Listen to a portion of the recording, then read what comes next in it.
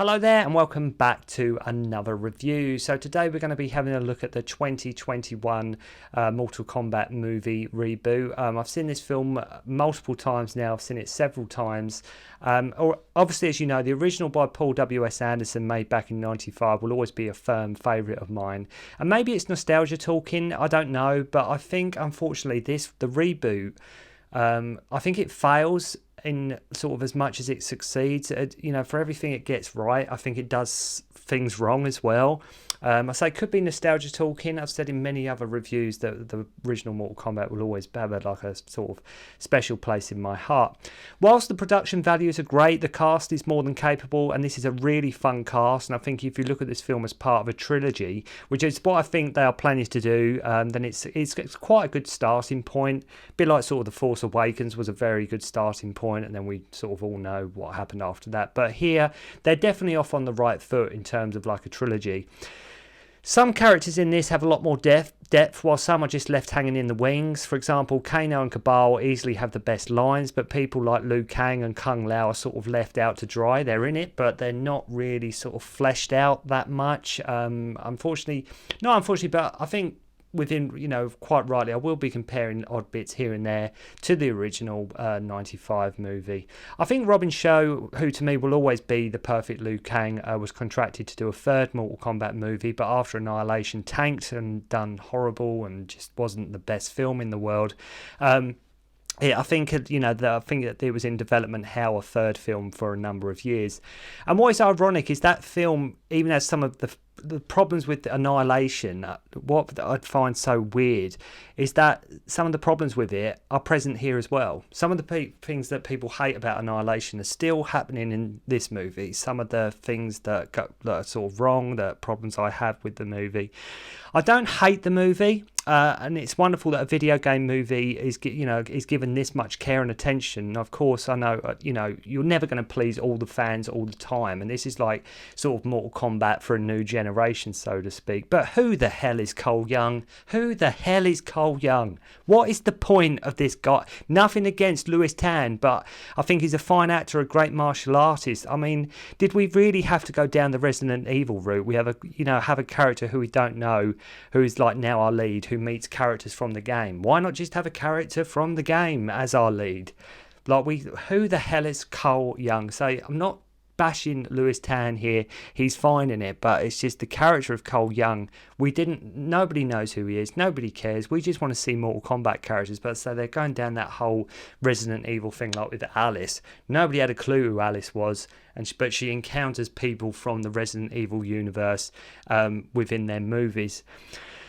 As I say, this is part of the big franchise and spawns numerous sequels, then it works okay. But as a standalone film, unfortunately, I've just as many problems with it as I do things I like about it. And I mean that I'm kind of, as a fan, I love Mortal Kombat and all these things. Grew up on Mortal Kombat 2 and 1, 2 and 3 back in the day. So it's just, unfortunately to me, I think for everything it ticks and gets perfect, there's also other things with this movie that you think, why? And believe you me, people bash Annihilation, but this film still has a lot of wrong with it. I think there's a few problems here as well.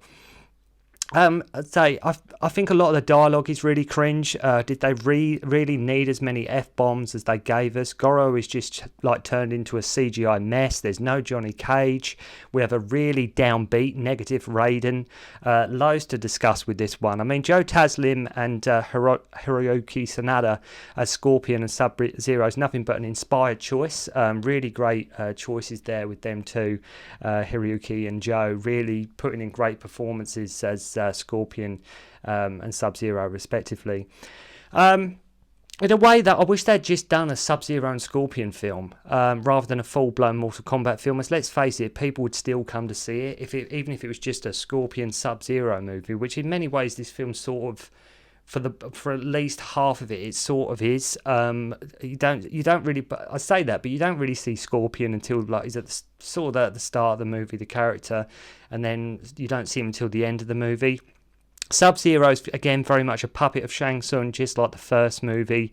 And Sing Han as Shang Tsung is okay, but to me, he's just no Kerry Tagawa. He's just, unfortunately, he just doesn't compare. He tries, but I just don't think he's as good as Kerry Tagawa was as Shang Tsung in the original movie. So we start at the Hanzo Asashi compound in the 17th century, and it would have been cool if they could have shown how Sub-Zero got his powers. Here the film takes the easy route. Let's just make all the fighters have a mark, and it's that mark that gives them the special powers. Which I think is a little bit of a cop-out, to be honest with you. Just turns out if you got this mark, then you can develop special powers. Have a mark, you get powers, which pushes it down to luck and things like that, like who you kill. If they've got a mark and you kill somebody with mark, then you're sort of chosen and you stand to potentially get special powers, kind of thing. So Sub-Zero turns up and gets Hanzo's wife and child. Though one of his other children is hidden. Hanzo now starts pissed, really absolutely fuming, starts using like a garden tool with a rope to make like a rope dart to take out Bihan's henchman. And whilst the choreography is okay, I just never thought there was anything memorable about the fighting in this movie. There's no fight in this Mortal Kombat movie, but there is no fight that sticks out. There's no fight scene that you think, oh, I love that fight scene in the new Mortal Kombat movie. There's nothing like that at all. I mean, you look at the first movie, you got Liu versus Reptile, you got Cage versus Scorpion. Here, nothing. There's nothing that you walk out of this and you think, God, I love that. Was a great sequence.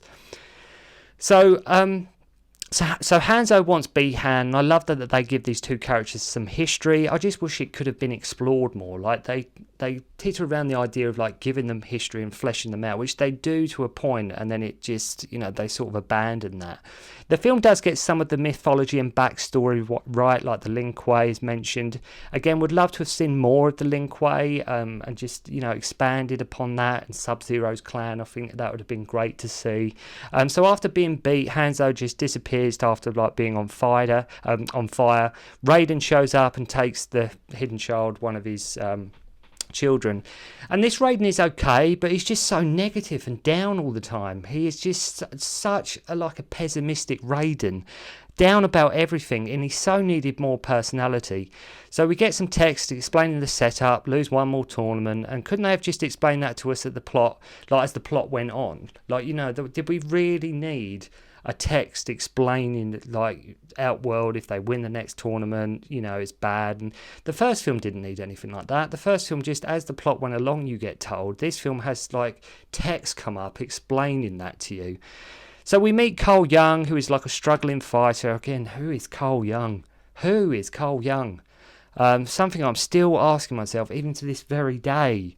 So with all these characters they have to get into the film, they've just made things harder by adding one more in the mix as well. They've got the whole Mortal Kombat roster. Let's make up another one as well.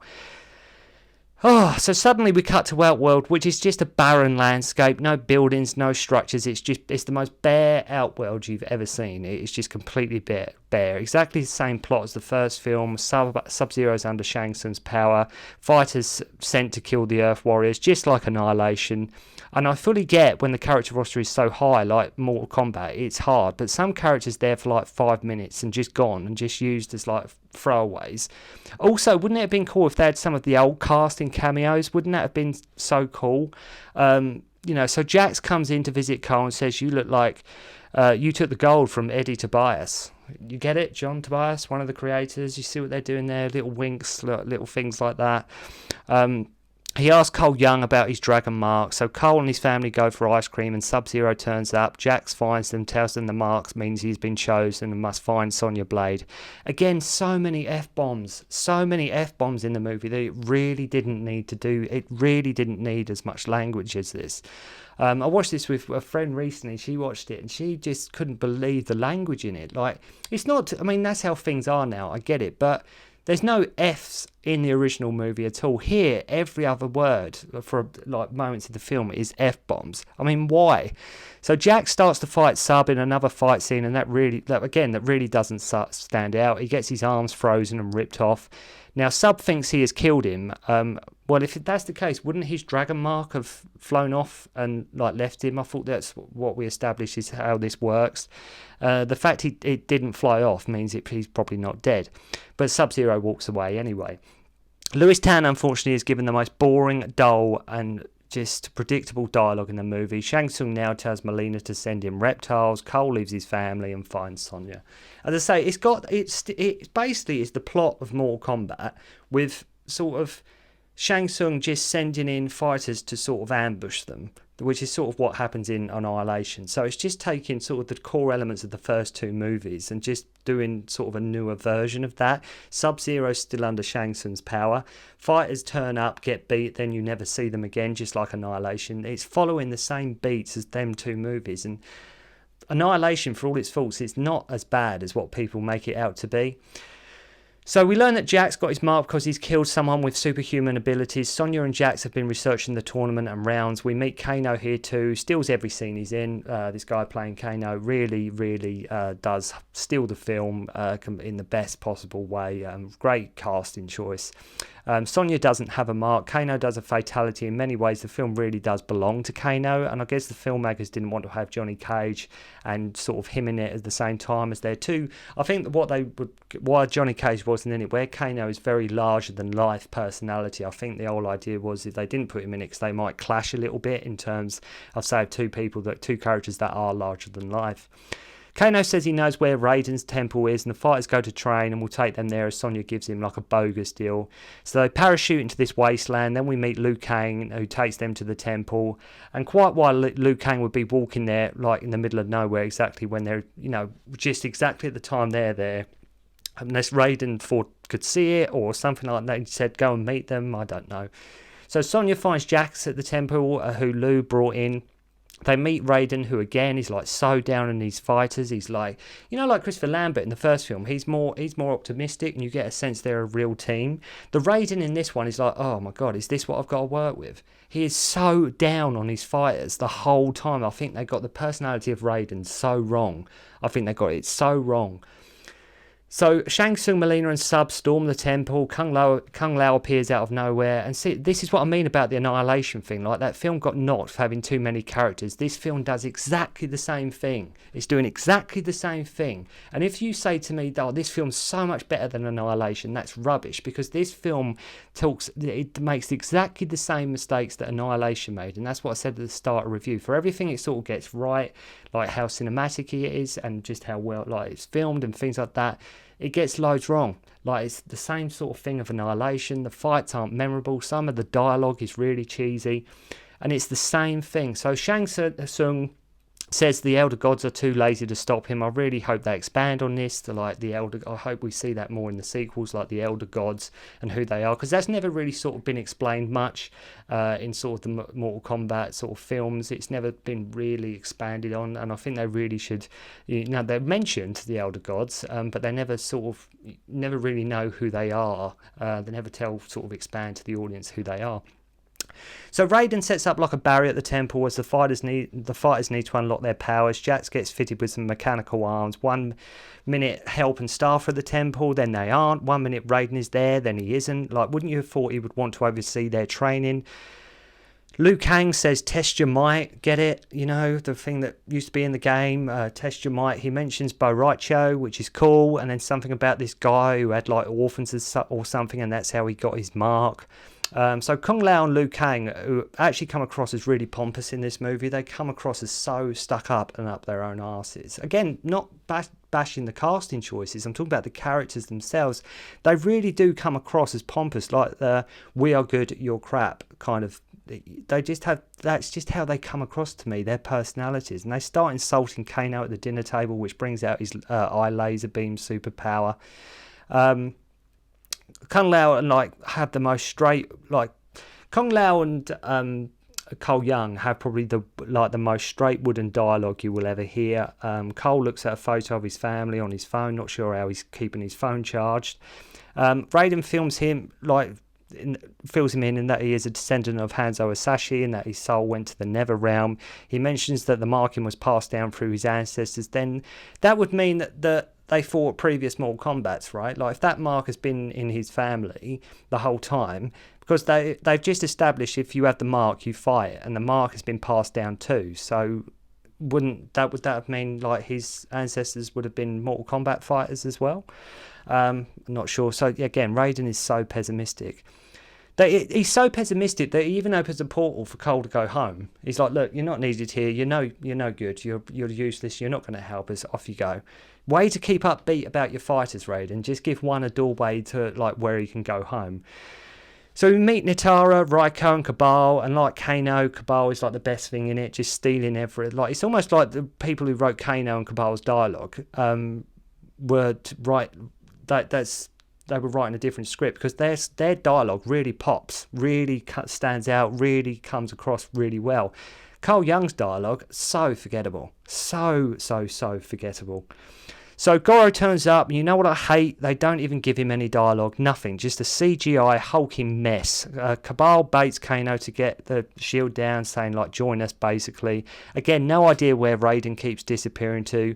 So CGI Goro goes after Cole's family, which doesn't even compare to the original in the slightest. As I say, I've still at this point not seen one memorable fight scene in the movie. There is not one single memorable. And like I say, Goro doesn't, at least in the original, he spoke, he said things. In here, he's just a CGI hulking piece of crap. He's there, gets beat, then he's gone. It just really annoys me. Not one memorable fight. Nothing will stay with you about these fight scenes. Even the music on the fights adds nothing. Just some meandering score. Kung Lao does a fatality on Nitara with his hat. Liu Kang fights Cabal. Cole, after fighting speechless Goro, gets his power, which is like some gold vest with like tonfa blades. You know, whatever. You know, no idea who he is. No idea what his superpower is. He just gets some tonfas and he gets this gold vest going on, and that's his superpower.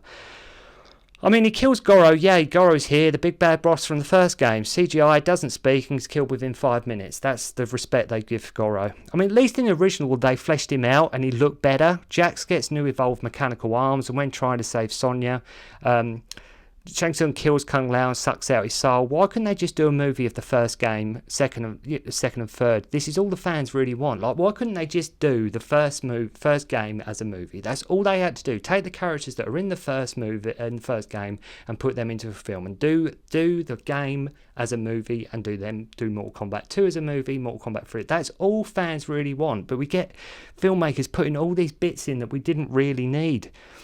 Oh, God. So Raiden takes the remaining fighters to the Void, and for some reason everyone looks to Cole for what the plan is. Why? Saying lines like, we bring the fight to them. Liu Kang now takes a complete backseat. And, you know, why or how did Cole Young suddenly become their leader? I have no idea. Like, these fights could have been epic, but are just so throwaway. Everything about it is so throwaway. Jax does a fatality on Raiko by smashing his skull. Sonya kills Kano with a garden gnome and gets her marking. Bi-Han goes after Cole's family. Raiden and Shang Tsung just keep disappearing. Sub-Zero fights Cole in this like iced up gym. Hanzo turns up as Scorpion, and you can see why they put this in the trailers. It's probably the best fight in the entire movie, the ending of this, and the way Scorpion's spear sort of comes in from off camera is quite cool, and the way the music goes in there. But even with talking about the music, why didn't they just the fights are average at best, and the music over the fights is forgettable. There's nothing great about this soundtrack at all. But so the ending is probably the best fight in the movie, and it is a cool introduction to Scorpion, like I say, and the way his spear comes through. Cole and Scorpion take on Sub-Zero and free his family. He does like his fire breath fatality. Scorpion says, take care of my bloodline, and disappears. Now everyone else turns up. Shang Tsung says, I'll bring armies, and Liu Kang has nothing to say. Meant to be the champion of Mortal Kombat, and they've run out of things for him to do. I mean, Liu Kang's meant to be the dude, right? In the terms of the original Mortal Kombat, they just completely, Liu Kang just stops talking. Once Kung Lao gets killed, Liu Kang doesn't, I understand the character's upset, but he doesn't have anything to do or say whatsoever. The last half hour of the movie, Liu says nothing. Liu Kang says absolutely nothing, and then just ends with this tease about Johnny Cage. I mean, it's not bad, and I know this was a bit ranty, but to me, as I say, for as much as it gives, it also takes away, but still entertaining, make no mistake. And maybe just me getting old and nostalgia talking, but I really hope the sequel is so much better. I really hope they correct sort of what they've done wrong. I want more. I want more memorable fights. I want characters to be fleshed out more. I want the soundtrack to be better. And just, I don't know, just Cole Young. Who is Cole Young?